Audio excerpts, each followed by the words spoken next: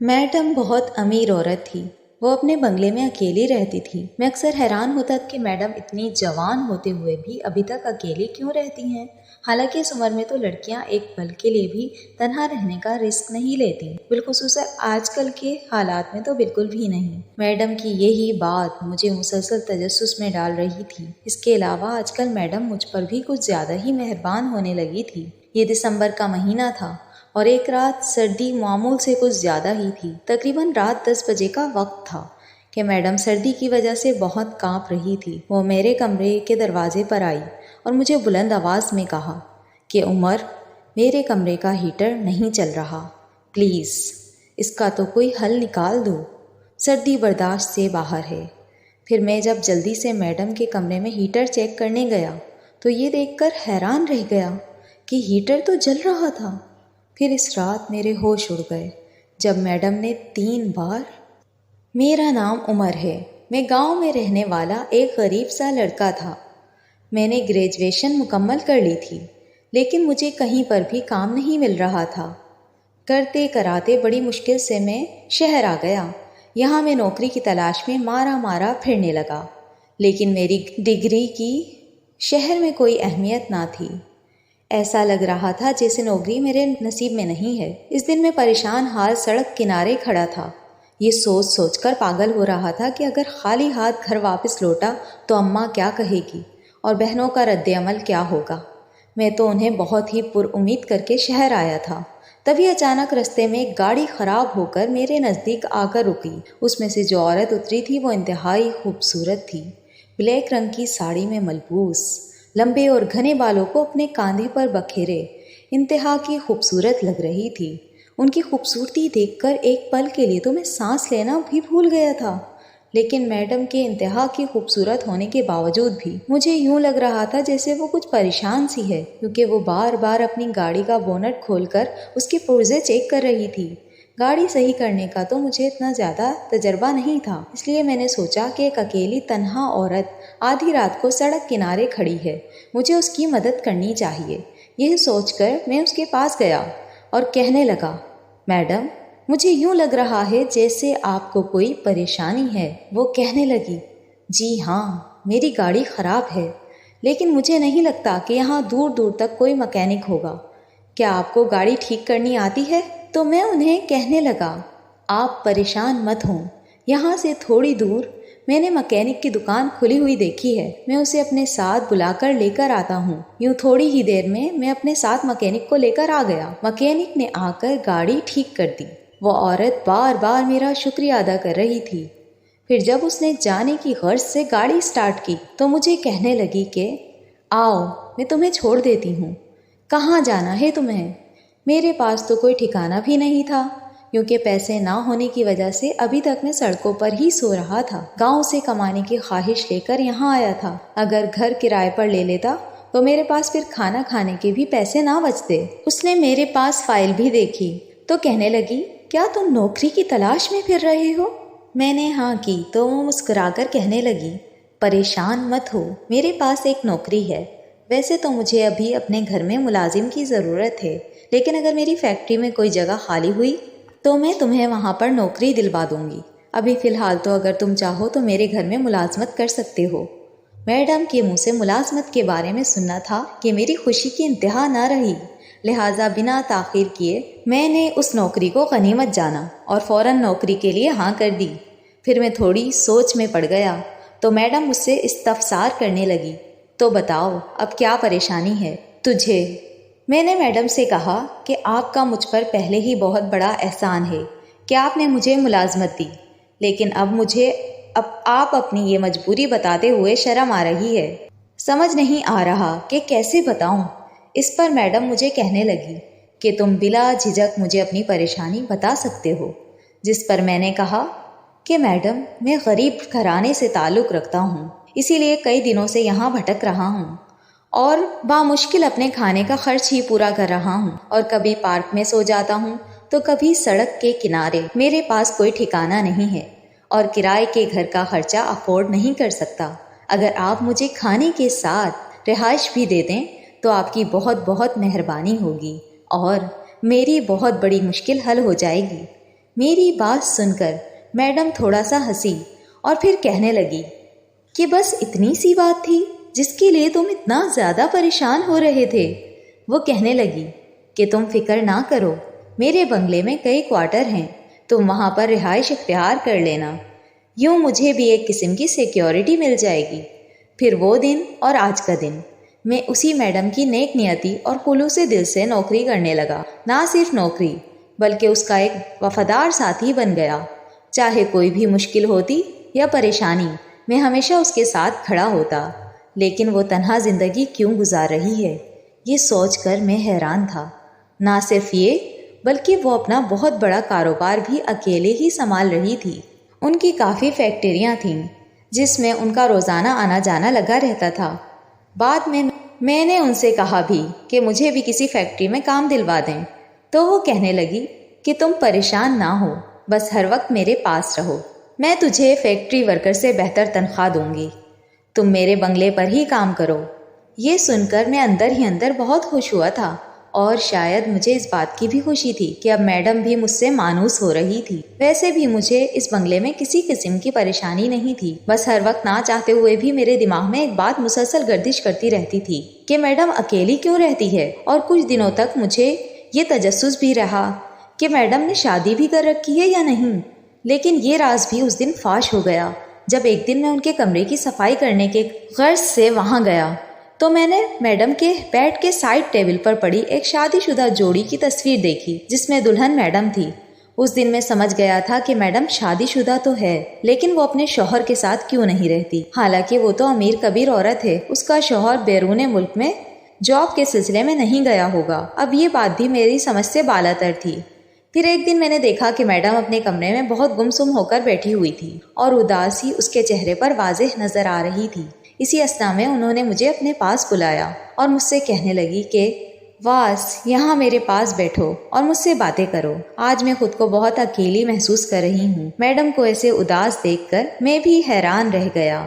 پھر وہ خود ہی مجھ سے اپنی گزشتہ زندگی کے بارے میں باتیں کرنے لگی اور کہنے لگی کہ تم بھی سوچتے ہوگے کہ آخر میں ابھی تک شادی کیوں نہیں کر رہی، میں اکیلی ہی یہ سارا کاروبار کیوں سنبھال رہی ہوں۔ دراصل کچھ مہینوں سے میں نے تجھے بہت پرکھا ہے، تم مجھے بہت ایماندار اور اچھے انسان لگتے ہو، اس لیے اب میں تم سے اپنے دل کی بات بھی کر لیتی ہوں۔ بات کچھ یوں ہے کہ آج سے 6 سال پہلے میں نے بھی ایک شخص سے شادی کی تھی، لیکن بعد میں وہ شادی ناکام ہو گئی تھی۔ وہ انتہائی امیر کبیر شخص تھا، لیکن دوسری طرف میں بھی کوئی غریب عورت نہیں تھی۔ میرے باپ نے بھی کئی کروڑ مجھے جہیز میں دیے تھے، اور سب سے بڑھ کر اپنی 4 فیکٹریوں میں سے ایک فیکٹری بھی میرے نام کر دی تھی۔ بات مختصر، مجھے اپنی دولت پر بہت گھمنڈ تھا، اور یہ بات میرے شوہر کو ایک آنکھ بھی نہیں بھاتی تھی، کیونکہ میں نے اپنے شوہر کو اپنی دولت میں سے ایک پھوٹی کوڑی بھی نہیں دینا چاہی تھی، اور یہی بات اسے بہت چبھنے لگی تھی۔ دھیرے دھیرے ہمارے درمیان فاصلے بڑھنے شروع ہو گئے، اور اس نے راتوں کو گھر دیر سے آنے کی روٹین بنا لی، لیکن میں نادان یہ نہیں سمجھ پائی تھی کہ وہ ایسا کیوں کر رہا ہے۔ میں روزانہ اپنے کاروبار میں مصروف ہو جاتی، اور وہ بھی اپنے کاروبار میں۔ پھر ایک دن مجھ پر یہ خبر بجلی بن کر گری جب مجھے کسی سے معلوم ہوا کہ اس کا اپنی کسی سیکریٹری سے چکر چل رہا ہے۔ یہ سن کر تو میں اس پر آگ ببولا ہو گئی، اور فوراً ہی میں نے اس سے طلاق کا مطالبہ کر دیا، کیونکہ وہ مجھے میری پیٹھ پیچھے دھوکہ دے رہا تھا۔ لیکن میرے لاکھ اسٹار کرنے کے باوجود بھی اس نے مجھے طلاق نہ دی، بلکہ ایک دن وہ اپنا سارا کاروبار سمیٹ کر چپ چاپ ملک سے باہر چلا گیا۔ اس کے اس عمل نے بھی میرے اندر جلتی غصے کی آگ کو مزید ہوا دے دی۔ کافی دفعہ میں نے کوشش کی کہ میں ہی اس سے طلاق لے لوں۔ شاید میرے کاروبار میں زیادہ مصروف رہنے کی وجہ سے آج تک ہم دونوں کے درمیان طلاق نہیں ہو سکی، اور شاید وہ بھی اپنی زندگی میں مصروف ہو گئے ہوں۔ اسی وجہ سے آج میں بالکل تنہا ہو کر رہ گئی ہوں، اور اسی تنہائی میں ہی میں نے پوری جوانی برباد کر لی ہے، اور اب میری عمر 30 سال ہو چکی ہے، لیکن ابھی بھی میں اپنی زندگی میں بالکل اکیلی ہوں۔ کاش کوئی آ کر میری زندگی کی یہ کمی پوری کر دے۔ مجھے ان کی کہانی سن کر بہت دکھ ہوا۔ میں نے پوچھا، آپ اپنے شوہر سے طلاق کیوں نہیں لے لیتی؟ اس طرح سے آپ دوسری شادی کر لینا کسی اچھے آدمی کے ساتھ، ویسے بھی آپ بہت خوبصورت ہیں، آپ کو تو پلک جھپکتے ہی بآسانی کوئی بھی جیون ساتھی مل جائے گا۔ میری بات سن کر اس نے بڑے غور سے مجھے دیکھا اور پھر کہنے لگی، بس اب میرا کسی بھی مرد پر اعتبار کرنے کو دل نہیں چاہتا، اس لیے میں اپنی اسی زندگی میں خوش ہوں، لیکن کبھی نہ کبھی وہ واپس تو ضرور لوٹے گا۔ جب لوٹے گا تو تب میں اس سے پوچھوں گی کہ میرے دل کو توڑ کر اسے کیا ملا۔ میڈم مجھے یہ سب بتاتے ہوئے شدید رنج کا شکار ہو رہی تھی۔ ایسے ہی ان کی آنکھیں سرخ ہو گئیں۔ پھر تھوڑی ہی دیر بعد وہ تکیہ منہ پر رکھ کر لیٹ گئی تو میں بھی خاموشی سے اٹھ کر اپنے کمرے میں چلا آیا۔ میڈم کے پاس نوکری کرنے کی وجہ سے اب میرے گھر کے حالات بھی کافی حد تک بدلاؤ آ گیا تھا۔ میں بھی روزانہ اماں سے فون پر بات کرتا اور انہیں کہتا کہ بہنوں کی شادی کے لیے کچھ نہ کچھ جمع کرنا شروع کر دیں، کیونکہ جب تک یہ نوکری ہے فکر معاش کی طرف سے میرے تو مزے ہیں۔ میڈم کی مجھ پر خاص مہربانی ہے۔ اب تو میڈم کا سارا کام کرنے کی وجہ سے میری تنخواہ اچھی خاصی ہو گئی تھی۔ جب بھی میں گاؤں اماں سے ملنے جاتا تو ڈھیروں پیسے ان کے ہاتھ میں تھما دیتا، کیونکہ جب بھی میں گاؤں آ رہا ہوتا تو میڈم مجھے الگ سے پیسے بھی دیتی کہ گھر جاتے ہوئے راستے سے اپنی بہنوں کے لیے کچھ لیتے جانا۔ پھر ایک بار جب میں اپنے گاؤں گیا تو حیران رہ گیا جب اماں کہنے لگی، تیرے خالو کی بیٹی آئزل سے میں نے تیرے رشتے کی بات پکی کر دی ہے، اب تیری دونوں بہنوں کی تو شادی طے ہو گئی ہے، میرے پیارے پتر اب تیرا نمبر ہے۔ میں حیران ہو کر بولا، امی جان آپ نے مجھ سے پوچھے بغیر رشتے کے لیے ہاں کیوں کی؟ میں نے اس سے شادی نہیں کرنی۔ تو اماں کہنے لگی، کیوں؟ کیا کمی ہے اس لڑکی کے اندر؟ اتنی پڑھی لکھی سمجھدار لگتی ہے، سیدھی سادی، شادی کر کے اپنے ساتھ کوارٹر میں لے کر چلے جانا۔ لیکن میں ماں سے کہنے لگا کہ میرا ایسا کوئی ارادہ نہیں ہے، ابھی میری شادی کے بارے میں سوچنا بھی مت، جب تک میڈم اپنی زندگی میں خوش نہیں ہو جاتی میں ہرگز شادی نہیں کروں گا۔ اماں سر پکڑ کر بیٹھ گئی اور کہنے لگی، ارے یہ کیا کہہ رہا ہے؟ تیری زندگی کا تیری میڈم سے کیا تعلق؟ وہ تو شادی شدہ ہے اور عمر میں بھی تجھ سے بڑی ہے، پھر اس نے تو شادی بھی کر لی ہے اور تو کیوں اس کی آس میں کمارا رہے گا؟ لہٰذا میں اپنی اماں کو سمجھاتے ہوئے کہنے لگا، اماں جان آپ نہیں سمجھ رہی، کوئی تو ایسی بات ہے جس کی وجہ سے میڈم مجھ پر بہت مہربان ہو رہی ہے۔ ہو سکتا ہے کہ ان کا شوہر اسے طلاق دے دے تو پھر وہ مجھ پر مزید مہربانی کر دے، اور اگر انہوں نے مجھ سے شادی کا فیصلہ کیا تو میں ان سے ہی شادی کروں گا۔ اماں یہ سن کر حیران ہو گئی، کہنے لگی، ارے وہ اتنی امیر کبیر عورت اور اتنی خوبصورت، بھلا تیرے جیسے غریب نوجوان سے کیوں شادی کرے گی؟ تو میں اماں کو سمجھاتے ہوئے کہنے لگا، وہ مجھ پر بہت مہربان ہے، ایسا لگتا ہے آج نہیں تو کل وہ اپنے شوہر سے طلاق لے کر مجھ سے شادی کر لے گی۔ اماں مجھے سمجھاتے ہوئے کہنے لگی، بیٹا دیکھ، اپنے دماغ میں الٹی سیدھی باتیں نہ سوچ، ایسا نہ ہو کہ وہ تجھے اس نظر سے نہ دیکھتی ہو۔ لیکن مجھے پورا یقین تھا کہ میڈم کی مہربانی کی یہی وجہ ہے، ایسا لگتا ہے کہ وہ جلد ہی مجھ سے یہ بات کرنے والی ہے۔ اب میں شدید خوش فہمی کا شکار ہو گیا تھا۔ اب کی بار آیا تو ماں سے خاص ان کے لیے دیسی گھی اور حلوہ بنوا کر لایا، جو انہوں نے کھا کر میری تعریف کرتے ہوئے کہا کہ واہ تمہاری اماں کی تو کیا بات ہے، دل چاہتا ہے کہ کبھی تمہارے گاؤں میں جا کر دیکھوں کہ آخر تم لوگ کیسے رہتے ہو۔ وہ مجھ سے اچھی خاصی بے تکلف ہو چکی تھی۔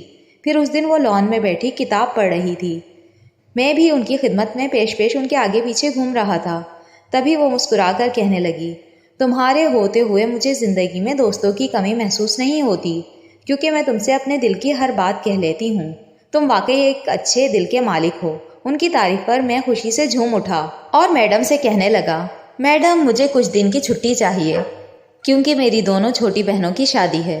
اماں تو کہہ رہی تھی کہ میں تمہاری بھی شادی کر دیتی ہوں، لیکن مجھے ابھی شادی نہیں کرنی۔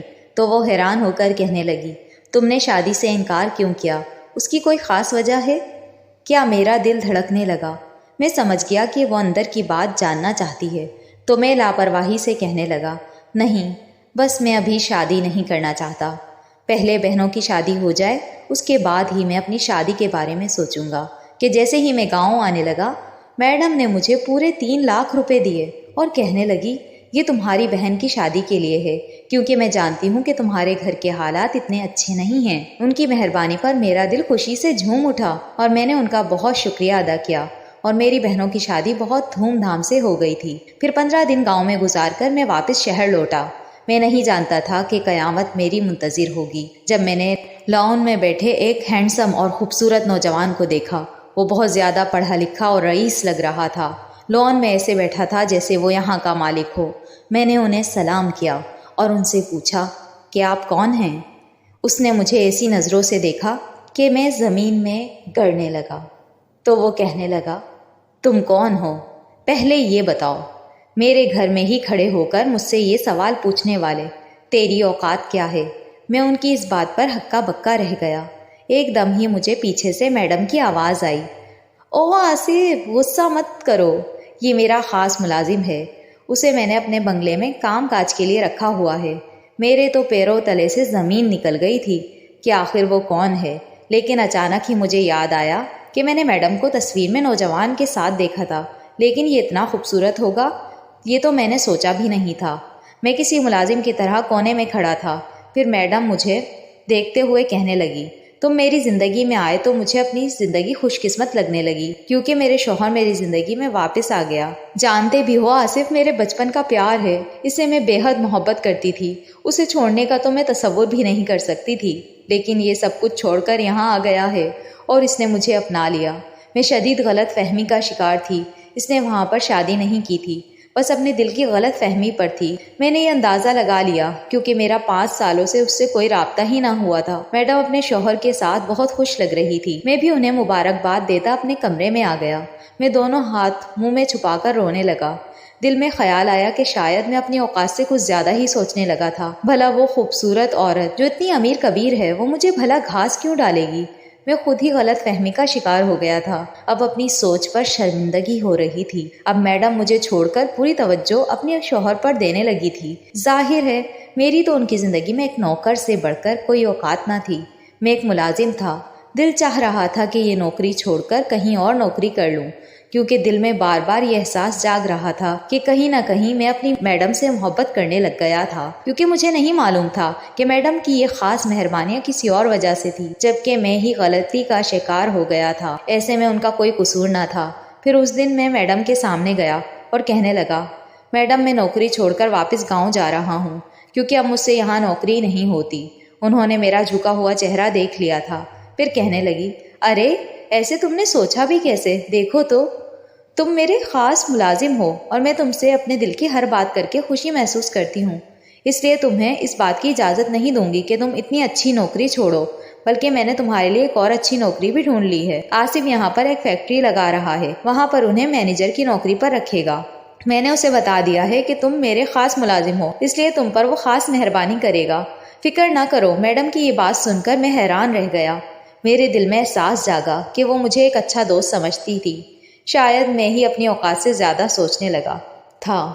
پھر میں نے ان کا شکریہ ادا کیا اور اپنے دل سے اس غلط فہمی کو مٹانے کی کوشش کی۔ پھر جب مجھے مینیجر کی نوکری ملی تو ساتھ میں خوبصورت گھر بھی مل گیا تھا اور گاڑی بھی۔ اب صاحب اور میڈم دونوں ہی مجھ پر مہربانی کرنے لگے تھے۔ پھر میں گاؤں گیا، اماں سے ملا اور انہیں یہی خوشخبری سنائی اور کہنے لگا کہ ماں میں آپ سب لوگوں کو شہر لینے آیا ہوں، مجھے گھر مل گیا ہے، ہم لوگ اس گاؤں میں نہیں بلکہ شہر میں رہیں گے۔